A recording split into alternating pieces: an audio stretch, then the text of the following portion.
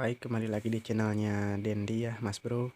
Mungkin dalam kesempatan kali ini kita akan membahas yang namanya sebuah noken as. Iki noken as buat Jupiter, udah dibubut untuk tipe pelatuk lore yang PNP ya.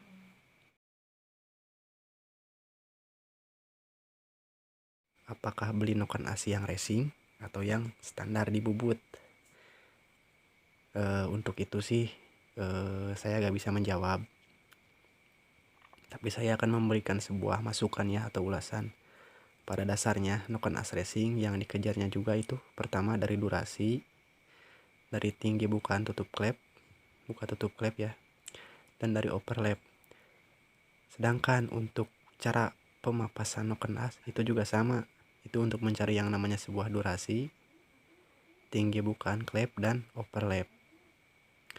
Ya misalkan Agan punya dana lebih, punya dana besar, ya Agan bisa membeli noken as racing. Tapi kalau misalkan Agan dananya pas-pasan, mungkin tukang bubut yang Agan percaya bisa suruh garapin noken as Agan.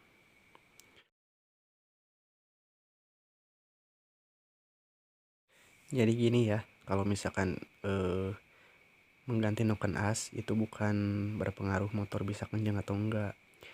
Yang berpengaruh ke top speed itu di final gear, di gear ratio, itu yang berpengaruh. Tapi untuk penggantian noken as ini bertujuan merubah karakter mesin ya. Mungkin secara umumnya aja noken as itu berfungsi untuk mengatur durasi buka tutup klep, mengatur tinggi buka tutup klep, mengatur overlapping buka tutup klep. Untuk kecepatan noken as tidak berpengaruh ya, tidak terlalu berpengaruh. Tapi kalau misalkan untuk pembentukan karakter sebuah mesin, noken as berpengaruh besar, soalnya ini jantung pacunya. Jantung pacu sebuah motor 4 tak ya diukur dari noken asnya. Kalau misalkan piston besar, struknya panjang, itu relatif biasa ya. Tapi kalau misalkan noken as yang spesial, mempunyai durasi yang mantap, nah itu baru yang namanya luar biasa.